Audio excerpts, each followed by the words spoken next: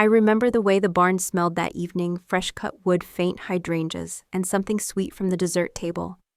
Mason's small hand was in mine, his suit jacket, just a little too big at the shoulders. We walked between the rows of tables looking for our names.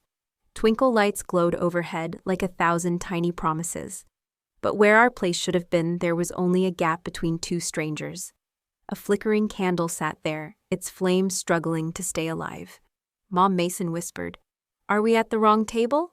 I smiled softly, though my chest tightened. "No, buddy. We're right here." The room hummed with conversation, clinking glasses, bursts of laughter from the head table, where my sister Bella stood radiant in her white rehearsal dress. She was surrounded by bridesmaids in matching blush pink, their curls shining under the lights. My mother sat proudly beside her wine glass, lifted like royalty. No one looked our way. No one seemed to notice the empty space at our table. I smoothed Mason's collar, remembering to breathe. Sometimes I told myself it's easier to pretend something is just an oversight than to admit it might be deliberate. The waiter passed by with a tray of champagne flutes. I shook my head politely. Mason leaned close again. "Do they know we're here?" I didn't answer right away. My eyes drifted to the head table, to Bella's easy laughter, and the way everyone leaned in to listen. That used to be my place once. Before the years of quiet dismissals, the group photos, I wasn't in the calls I didn't get. I rested my hand on Mason's shoulder, grounding both of us. Sometimes, I said finally, people forget. But that doesn't mean we don't belong. I remember the soft glow of the barn that evening. Golden light pooling over hydrangea bouquets. The air scented faintly of fresh pine from the beams overhead. Mason's small hand fit perfectly in mine, his little suit jacket a shade too big. We searched each table, weaving through clusters of laughing guests until we reached a spot where our names should have been. Instead, there was only a gap between two strangers, a single candle flickering as if unsure it belonged.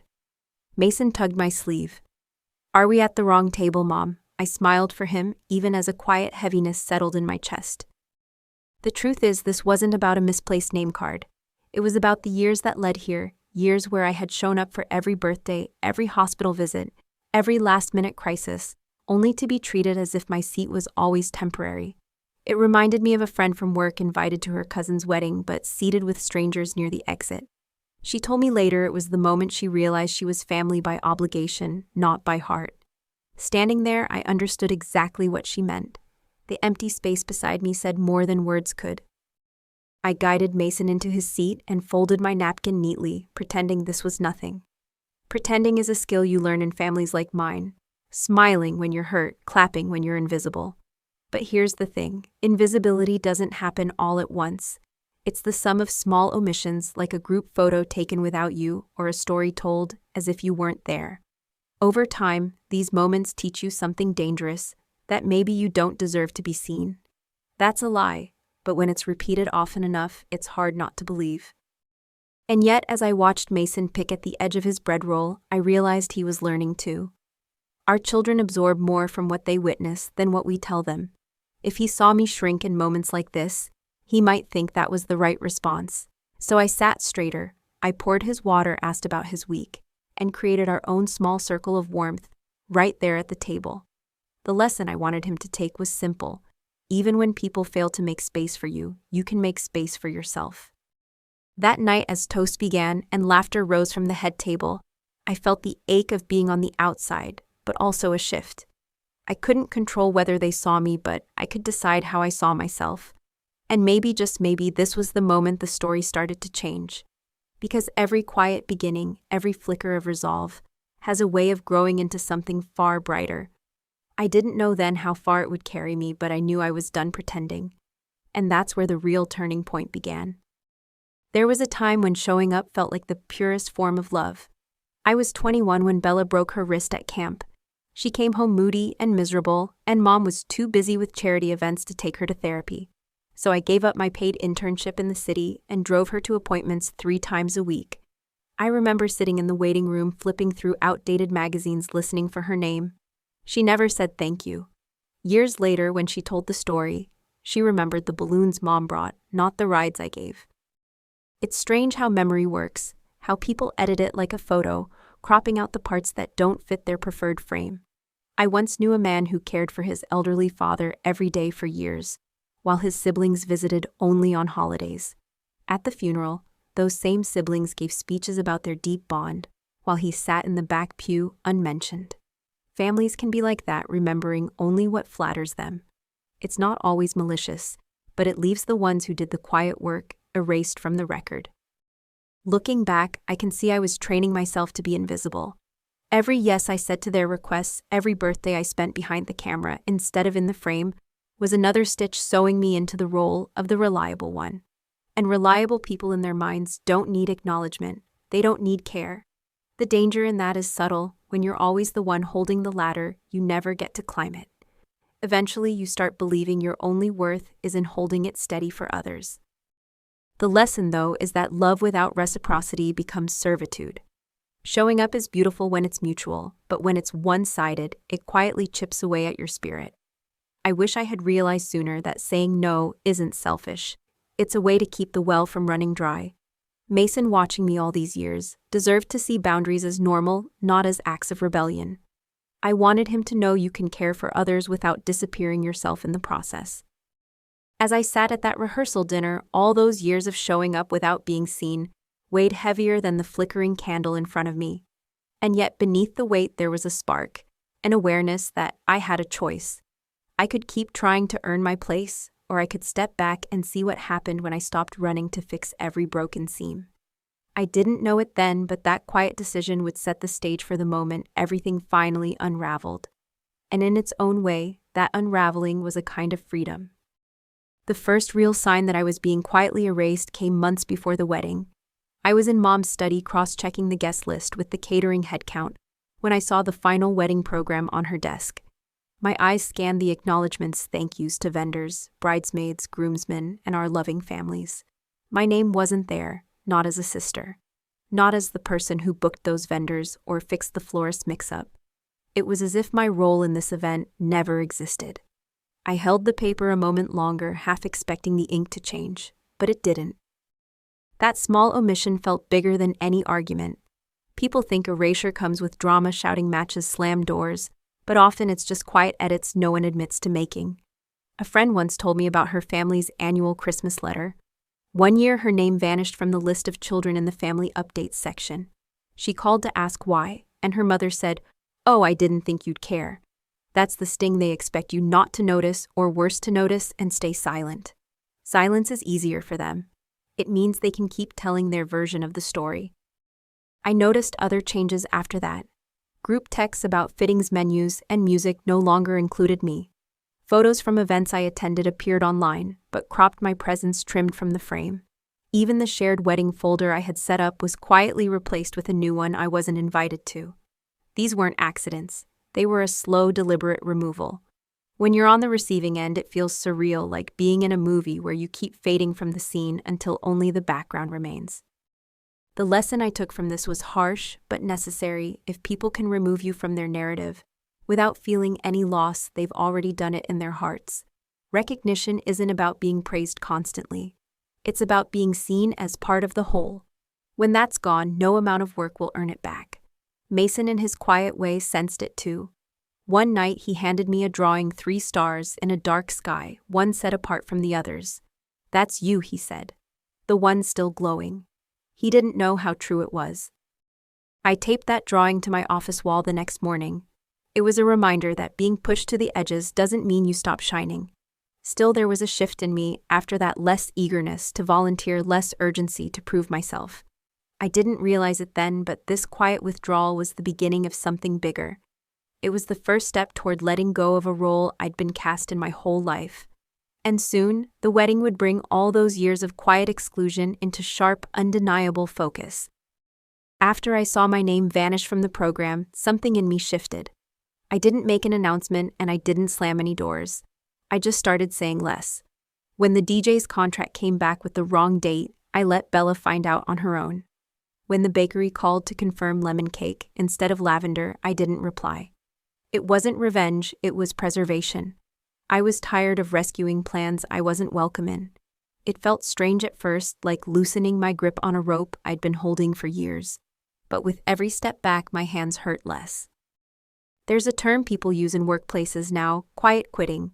It's when you stop going above and beyond for a job that's never valued you. What I was doing felt like the family version of that. I thought about a neighbor of mine who used to host every Thanksgiving for her siblings. One year, no one offered to help set up or bring dishes, so she stopped hosting. They were shocked, but not enough to change. She told me later. Once you stop overextending, you see who actually shows up for you. I was starting to see that in my own life. The hardest part was resisting the urge to fix things out of habit. When you've been the reliable one, your whole life stepping back feels like breaking a promise, except no one else promised you anything in return. I realized I had confused service with love, thinking they were the same. But love isn't a constant drain of energy in one direction. It's a circle. And if the circle's broken, pouring more of yourself into it doesn't fix it, it just empties you. That was a lesson I wanted Mason to learn before it took him decades like it had taken me. So instead of racing to fill every gap, I started filling my own days. I said yes to lunch with a friend I hadn't seen in years. I took Mason to a Saturday art fair instead of staying home to reprint place cards. I stopped checking the family wedding email thread altogether. At first there was silence, no one asked why. That told me everything I needed to know. The truth was my absence didn't create chaos. They simply adjusted, which meant they could have valued me before, but chose not to. That realization was both freeing and painful. By the time the week of the wedding arrived, I was no longer running errands or rearranging my schedule for last-minute changes. I still planned to be there, still intended to show respect. But I knew I'd arrive as a guest, not as the invisible stagehand I'd always been. I didn't expect anything to happen that would change the story. I thought I had already seen the worst of it. What I didn't know was that the real storm, the one that would shatter the script for everyone, was waiting for me at the reception. And this time, I wouldn't be silent. The ceremony was beautiful white roses lining the pews, candlelight flickering in the stained glass glow, music swelling at just the right moments. I walked down the aisle ahead of Bella, bouquet in hand, my head high. Not for her, but for Mason, who sat in the front row smiling with quiet pride. I told myself that whatever happened next, we had made it through the day. But the reception hall shimmered under crystal chandeliers, and as glasses clinked for toasts, I felt a hum beneath the elegance, a tension I couldn't name yet. Then Bella stood, microphone in hand, and the room hushed. Her smile was wide, her voice sugary sweet. First to my incredible maid of honor, my sister Harper. Applause rippled through the room. I nodded politely, surprised she even mentioned me.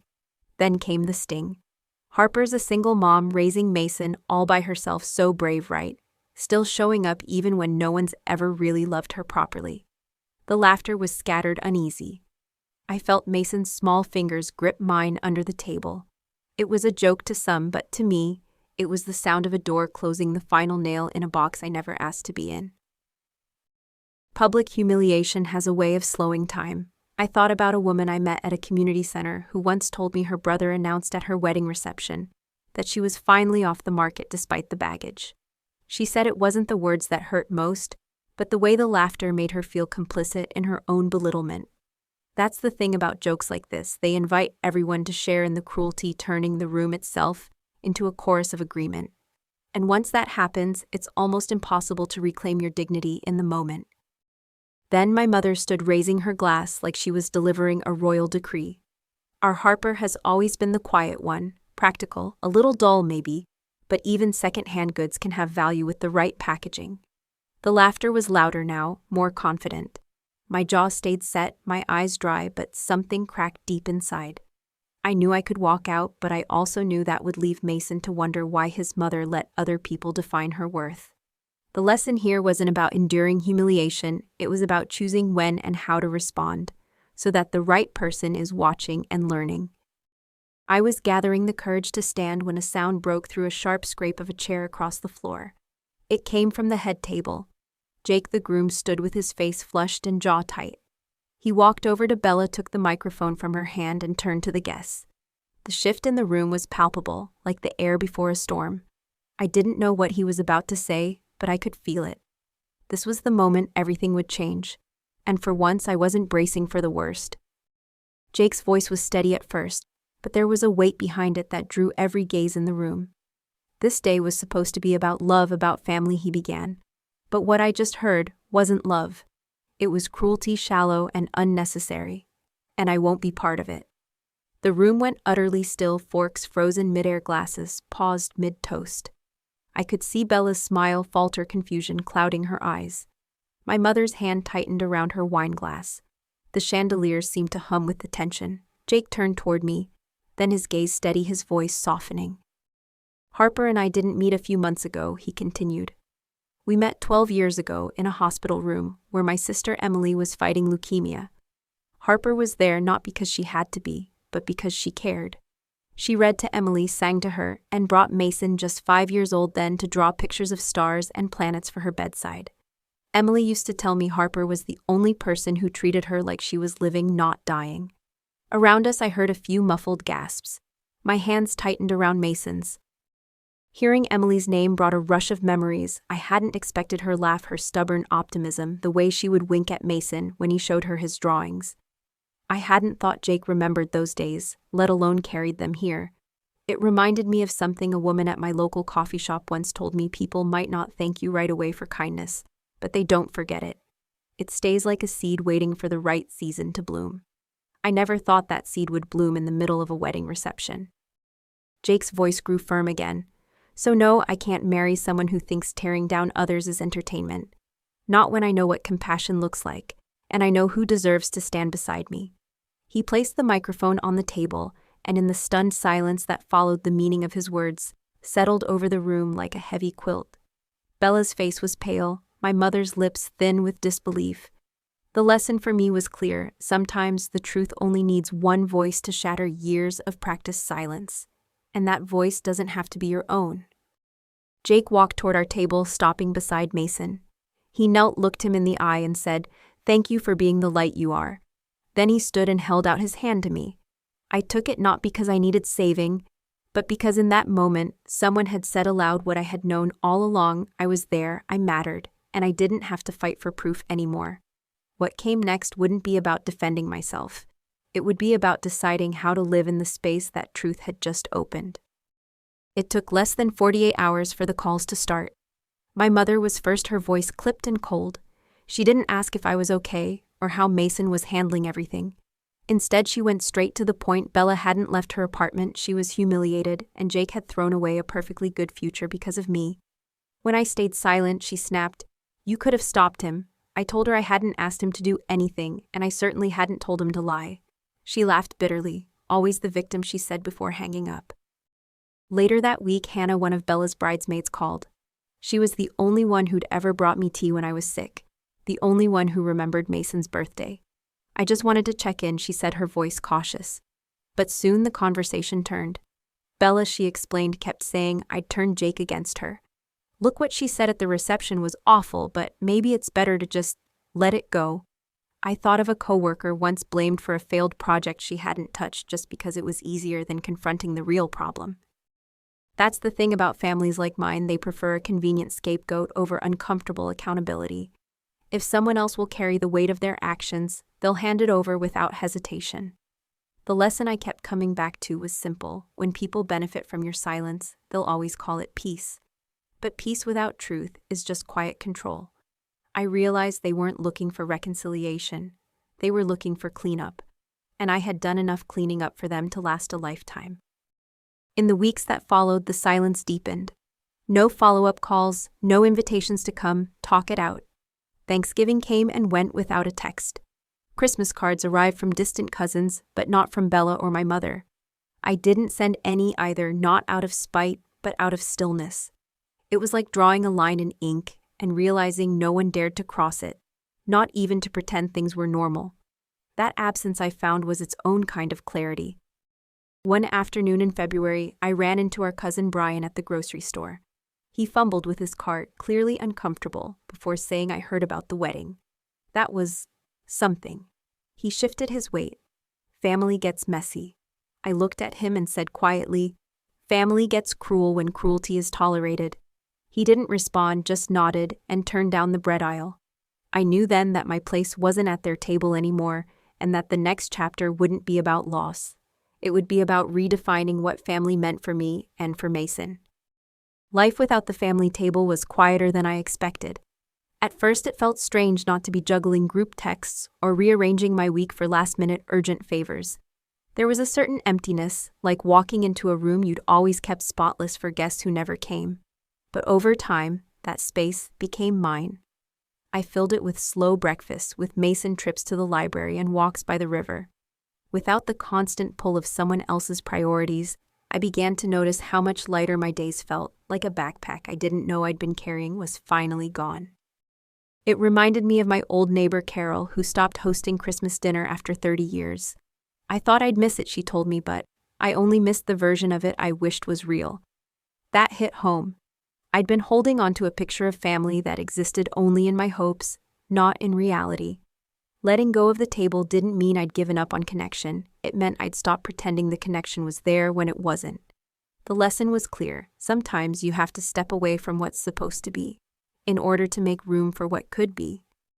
Of course, there were moments when the quiet felt sharp. Easter rolled around and Mason asked if we'd be going to Nana's. I asked him if he wanted to. He thought for a moment, then shook his head.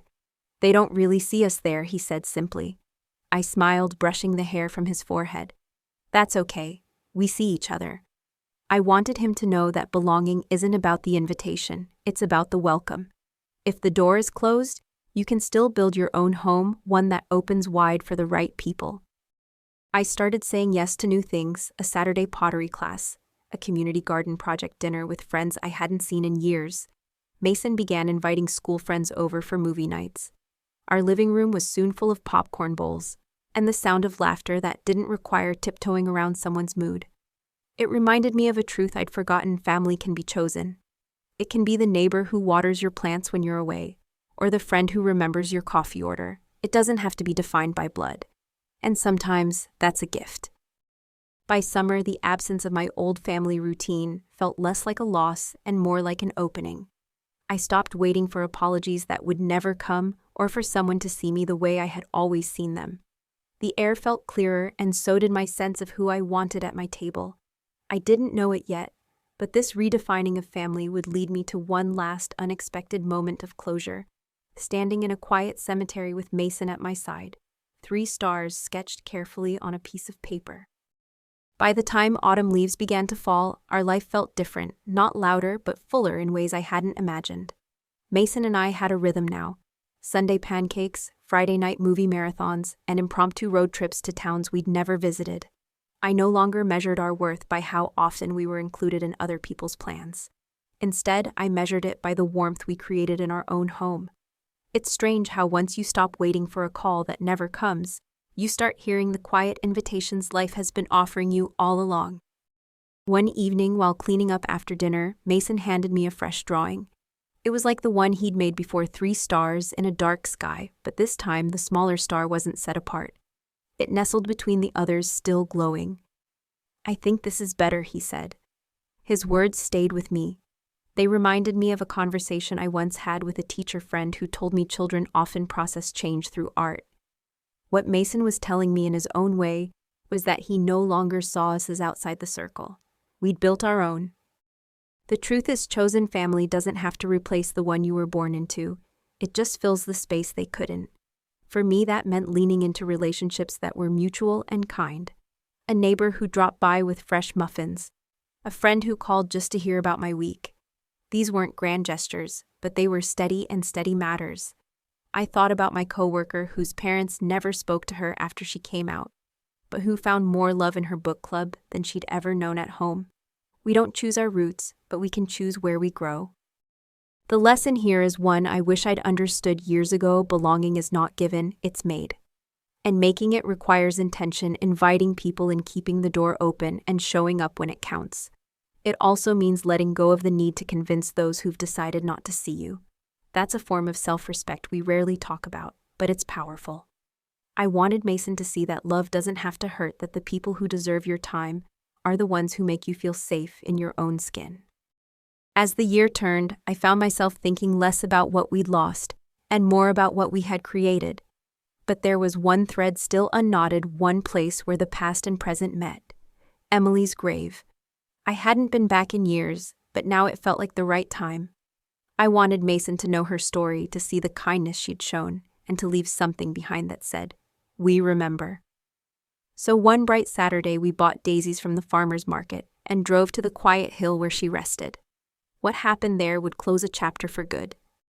The cemetery was quiet that morning, the air crisp with early spring. Mason carried the daisies, careful not to crush them, while I held the drawing he'd made 3 stars nestled together. Emily's headstone was simple, her name carved deep into the granite. We knelt, placing the flowers at its base. Mason smoothed the paper beside them. "I think she'd like this one better," he said softly. I thought of the hospital days, her smile, the way she always made space for others. In a family that so often closed doors, she had opened one for me without asking anything in return. Standing there, I realized how far we'd come. From the night at the rehearsal dinner when we couldn't find our seats to the years of quiet erasure, to that moment, Jake's voice cut through the noise. It all led here. Every step back I had taken wasn't about giving up. It was about making space for something better. I thought of the lesson woven through each part of this journey: you don't have to fight to be seen by people committed to not seeing you. You can take your light somewhere, it will be cherished. I tucked one last thing beside the flowers, a folded page from Bella's wedding program. My name had never been on it, but placing it here felt right. Not as a plea for recognition, but as a quiet reminder I was part of the story all along. The wind lifted the paper's edge, and for a moment I felt lighter. Closure doesn't always come from apologies. Sometimes it comes from writing your own ending. And this ending belonged to us, to the family we chose, and the love we built. As we walked back to the car, Mason slipped his hand into mine. "You okay, Mom?" he asked. I smiled. "Yeah, buddy. Better than okay." The years of carrying unspoken hurt had shaped me, but they didn't define me. What defined me now was the home we had made together, the friends who became family, and the certainty that we didn't have to earn our place at any table. We could set our own, and that's what I wanted others to remember, that you can start over even if you begin with just one seat. If you've ever been quietly erased, if you've ever stopped showing up because the cost was too high, I hope you know this: your worth doesn't depend on someone else's invitation. Share your story in the comments. Tell me how you found your way back to yourself. And if this journey spoke to you like this video, subscribe for more stories that remind you you're not alone. Because somewhere out there, someone needs to hear that their star still glows, no matter where it's placed in the sky.